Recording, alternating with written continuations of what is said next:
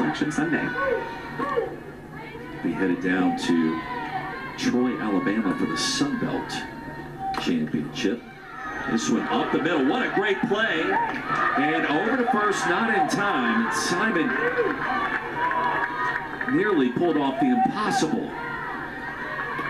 And White somehow standing at first base after all of that. White, a grounder up the middle, but Simon's so good. Her range is so strong. Great throw there, too. Just misses getting White by a hair. The freshman at shortstop has been so impressive. Her footwork, her glove work, her range, all elite level. And it was Hannah DeVilla that had stepped in as a pinch hitter.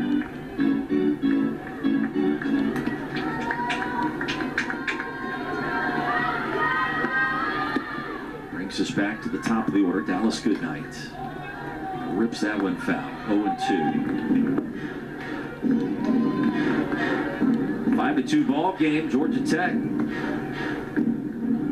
the bases loaded. Able to play two.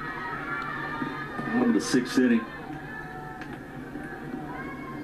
And it's up to Norton to try to get Tech's offense back as quickly as possible. Goodnight flies out to center field. Dinovich was there, made a nice play.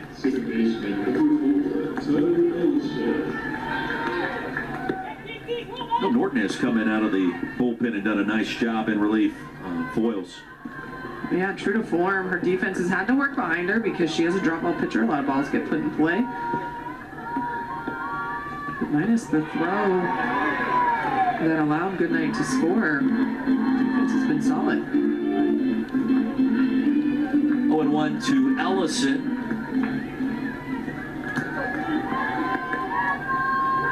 Couple of hits on the evening, a double, a single, and a run scored. Junior from McDonough, Georgia. UGA 35-11 all time against Tech. We were figuring out those numbers earlier, and we gave you the stat. Coach Morales, 6-3 against UGA. And her career as a player, I mean, she owns more than half of the wins against arch rival. Yeah, she had a hand in over half those victories, and it's something she's very proud of, and trying to get her squad to understand that mindset and being able to compete with and against Georgia. And she said it's a fine line to try to describe it to them, not that she needs to dive in too deeply and understanding the close proximity, the conference rivalry that exists, all the components, clean old-fashioned hate. On the flip side of that rivalry, Chelsea Wilkinson 6-0 against Georgia Tech in her time in the black and red. 30 innings pitched, and Georgia Tech hit .093 against her. I would probably put that on a t-shirt and just wear it around. Like this week of this game, you can either go 6-0 or .093, or if I was Coach Morales, 6-3. And I think people would understand what they were talking about, the power of the t-shirt. Rain starting to pick back up.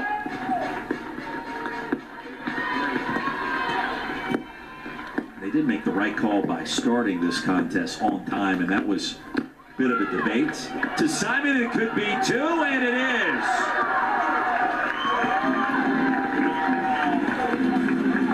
The talent on display. The shortstop, and guess who will lead things off? 9-1-2.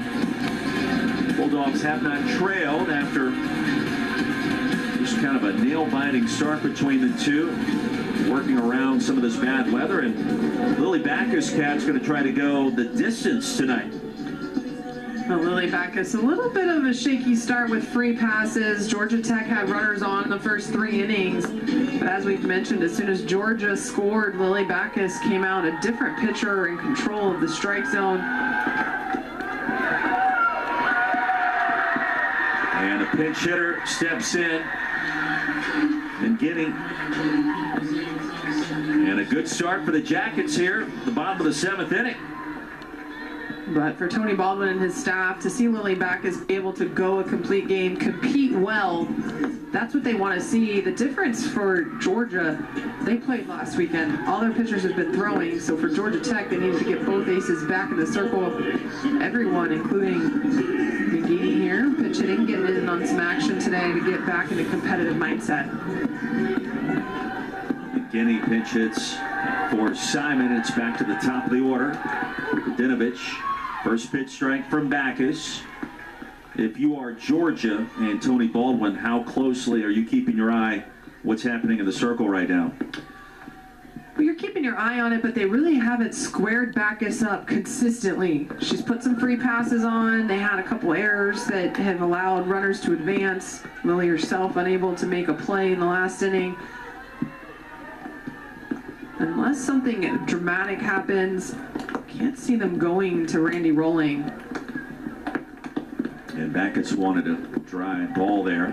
She'll get it. Home plate umpire Cam Ellison. You really do have to tip your hat both to Backus and Norton coming in this game while it was raining. Neither one has let the rain be a factor. And you wonder, judging by how Backus has thrown those last couple of pitches, if maybe that moisture is a little bit more of an issue. Rain has picked up steam again.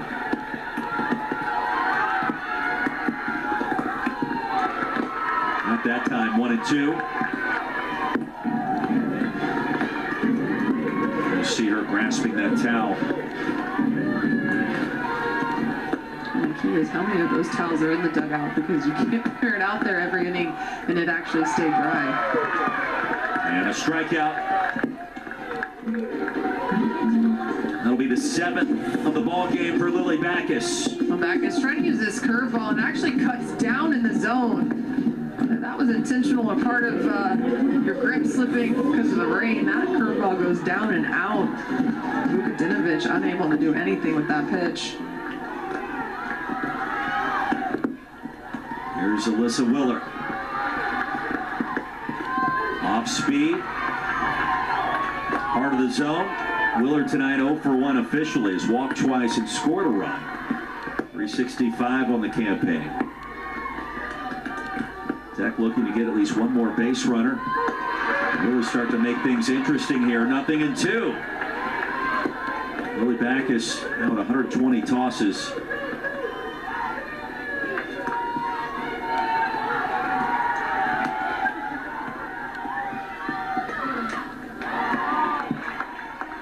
You see Backus going back to back to back changeups.